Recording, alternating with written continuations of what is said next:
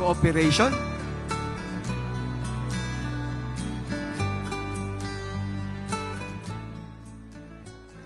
Okay, good na. Okay, so let us continue. Ang susunod na magbigay ng talumpati po ang ating senador from Davao del Sur. Itaga nyo sa bato, Senator Ronald Bato de la Rosa.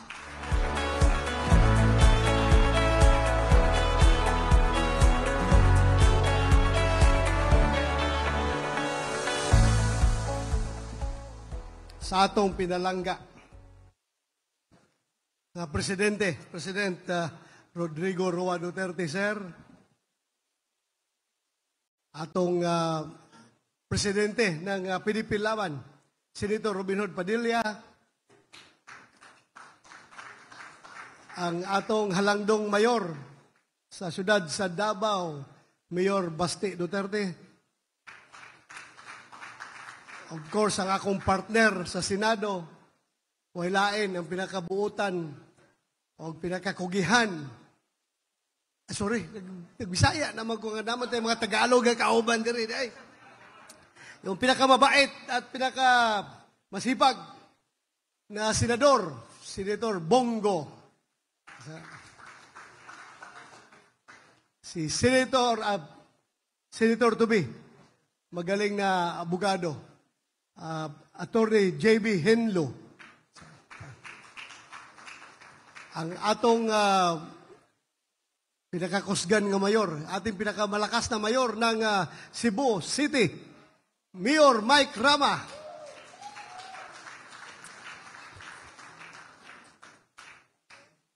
Kauban po, kasama rin natin ngayon yung mga dating gabinete.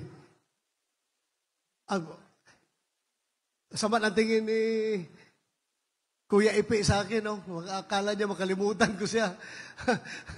Ang ating kaibigan, pinakamagaling na aktor. Wala na akong iba pang nakitang pinakamagaling na aktor. At sa totoong buhay, napakagaling na tao. Napaka down to earth. Kahit na gaano siya kasikat, gaano ka well-known, pero napakababa pa rin siya. Philip Salvador.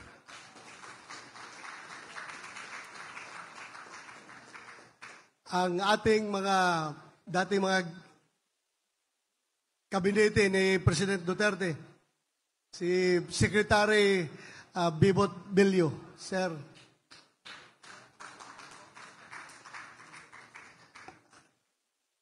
Ang mga officers ng PDP Laban, asa man si Aimee, Atty. Aimee. Atty. Una mo na kanya. Mga the people behind this activity and masyadong concern sa future ng ating partido. Sila yung mga silent worker. Minsan nga, nagigilty kami dahil hindi na namin nasusuportahan, hindi namin napapansin, pero trabaho pa rin, nagtrabaho. Kaya palakpakan po natin silang lahat, yung buong team.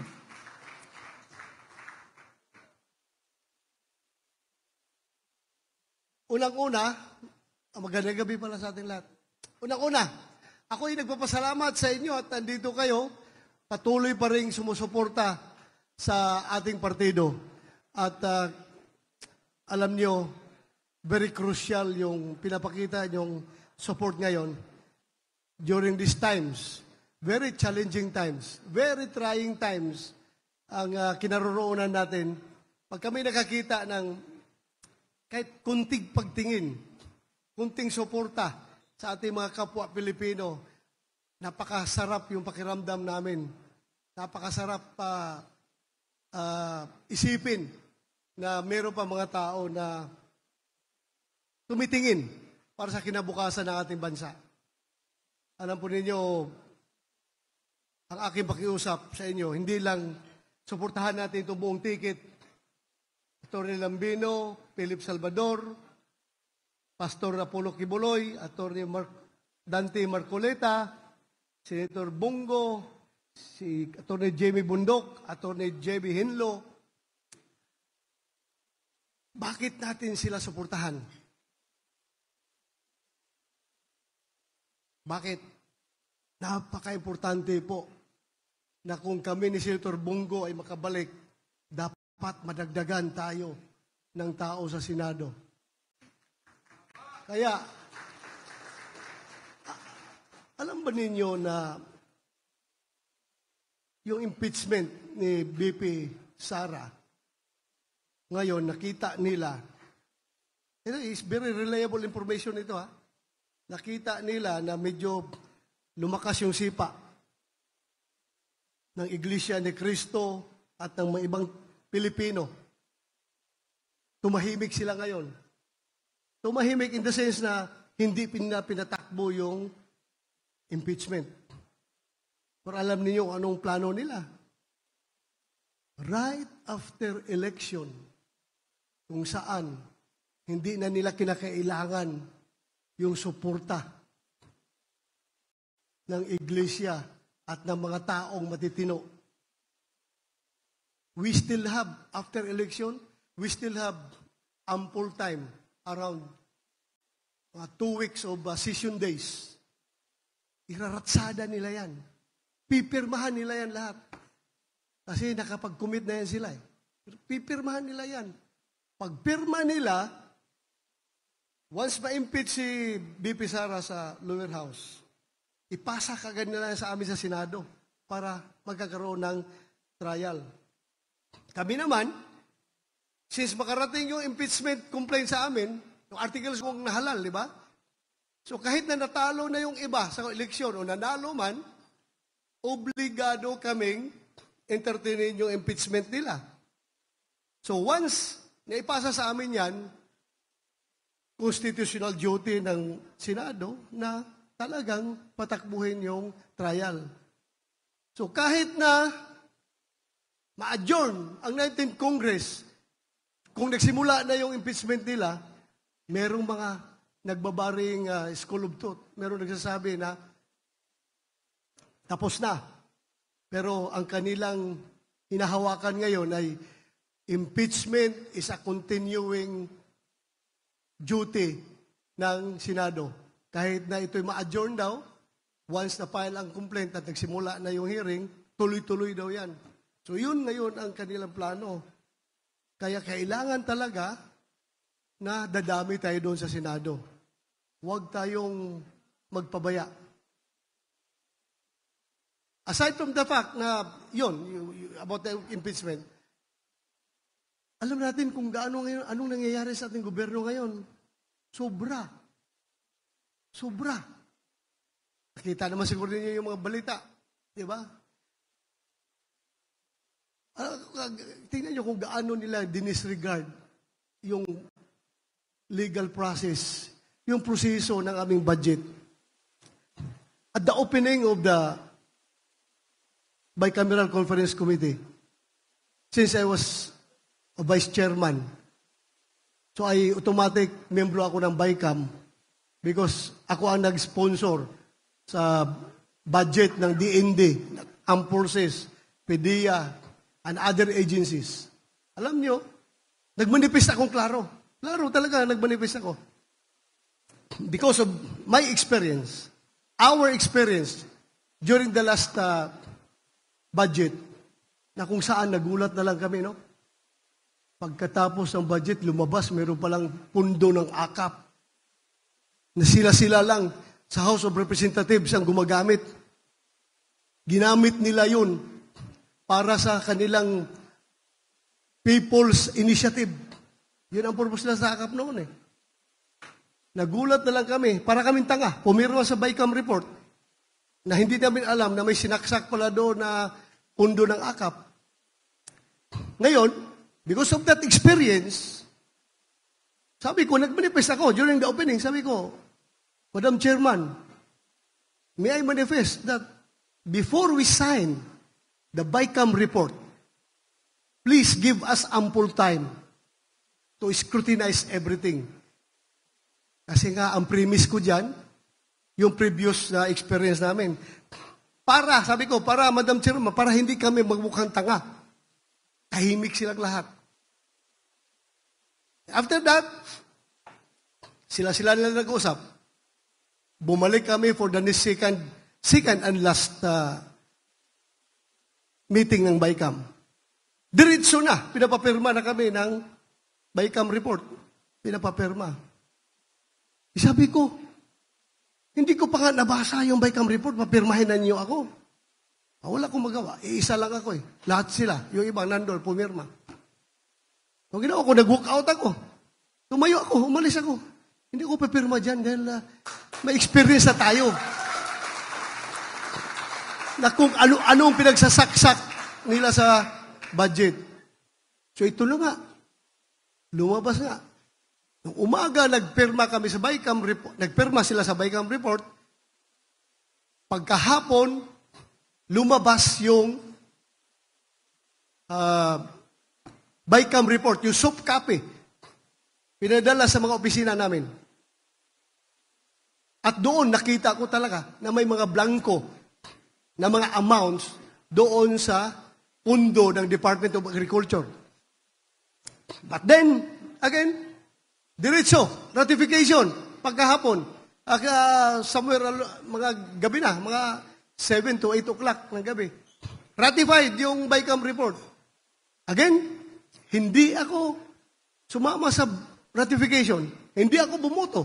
Dahil hindi nga ako pumirma ng BICAM report, buboto pa ako. Ano kayo? Hello? Nakalusot na yung BICAM report. Yun na. Alam nyo, napakaraming pinagtatanggal. Ito ang masama. Ito masama talaga. Ang daming legislator. Alam, parang naglulukuhan tayo ba? Kapag mayroong nangyari na pambubuli ng mga Chinese sa West Philippine Sea, alam mo, anong sabi ng mga magagaling na legislator? We condemn to the highest terms yung ginawang pambubuli ng mga Chino sa ating mga mangingisda, sa ating mga sundalo, sa ating mga Navy, sa ating mga Coast Guard. Kaya, kailangan suportahan natin ang pag-modernize ng ating armed forces so that makuha natin yung credible defense posture para respetuhin tayo ng ating mga kapitbahay. Yun. Galing. Pagdating ng budget deliberation, yung 50 billion na AFP Modernization Fund ng NEP na sinabit ng Malacanang to the House of Representatives, tinapyasan nila ng 10 billion. Ang 50, ginawang 40. So yun ang nakalagay sa GAB. Pagdating doon sa Senado, since ako ang chairman, ako ang nag-defend ng budget na yan, kinausap ko yung chairman ng finance na si Senator Grace po. Hindi ako papayag na hindi natin ibalik yung budget na yan. Ibalik natin yung 10 billion. True enough. Nabalik namin ang 10 billion doon sa Senate version, 10 billion. Naibalik, 50 billion uli. Pag-akyat doon sa BICAM, paglabas sa BICAM, mas malaki pang tinapyasan ng 15 billion. So yun, nakakakalungkot. Iba ang sinasabi, iba ang ginagawa. Kaya, kayo, tayong lahat nandito, please educate our voters. Aside from campaigning for us, lahat na andito, dito sa screen, ating mga kandidato. Aside from campaigning for us, also please educate our voters to use their vote wisely. Bantayan ninyo yung mga politiko na ganyan. Ibang sinasabi, ibang ginagawa. Niluluko lang tayo. May mga politiko dyan, bantayan ninyo. Bantayan ninyo yung mga tao na yan. Gamitin nila yung boto nila wisely. Dahil sa panahon lang ng halalan, tayo nagkakaroon yung pinaka-ordinaryong habal-habal driver dito sa downtown Davao City. At yung pinakamayaman na negosyante sa Makati, yan lang ang panahon na magkakaroon tayo ng equal footing. Ang boto ng isang mayaman doon at boto ng pinakamahirap dito sa Davao City, pareho lang ang boto, counted as one. Pareho lang ang value. Kaya huwag nating sayangin. Sagrado yung ating boto. Pag tayo'y bumuto, sabihan natin ating mga kababayan, lagay na sa utak na palagi, ang kinabukasan ng ating bayan, kinabukasan ng ating mga apo. Sinong magbabayad nitong utang ng ating gobyerno ngayon? Yung mga pinangbibigay nilang akap, pinangbibigay nilang AX, sinong magbabayad niyan? Utang yan. Kundi yung ating mga anak, ating mga future generation, trillions ng utang ng Pilipinas. Dapat okay lang sana magkakautang tayo ng ganong kalaki, basta ginamit sa magandang pamaraan. Kung ito'y ginamit sa intended use, pero ibang priority nila Priority nila, akap para magamit natin sa eleksyon. Kasi eleksyon na naman Para magkakaroon ng utang na loob yung mga tao na makatanggap ng mga ayuda na yan. Eleksyon. Huwag ninyo, sabihin natin mga kababayan, tanggapin ninyo yung akap, tanggapin ninyo yung AX na yan. Tanggapin nyo dahil pera natin yan. Inutang natin yan sa ibang bansa. Inutang natin yan. Yung pera na yan. Tanggapin natin kasi tayo magbabayad. Pero pagdating sa eleksyon, dapat another story. Huwag kayo magkakautang na loob dyan sa mga politiko na gumagamit ng ayuda para lang tayo para mabili yung ating boto. So yun dapat ang ating pagtutulong-tulungan. Otherwise, walang mangyayari sa ating bayan. Iba naman kung pupunta tayo sa violent means, kung gusto nating magbago, gusto natin ng radical means, gulo, kawawa ang ating bayan.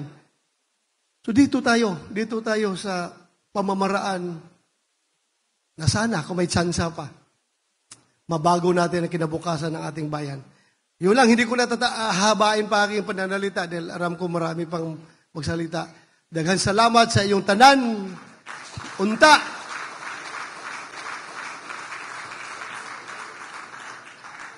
Unta, kining itong 1, 2, 3, 4, 5, 6, 7, 8. Who knows?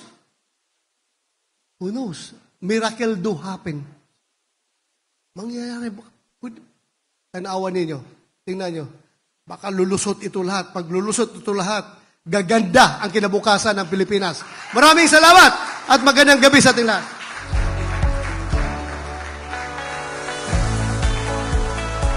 Daghang salamat, Senator Ronald Bato de la Rosa.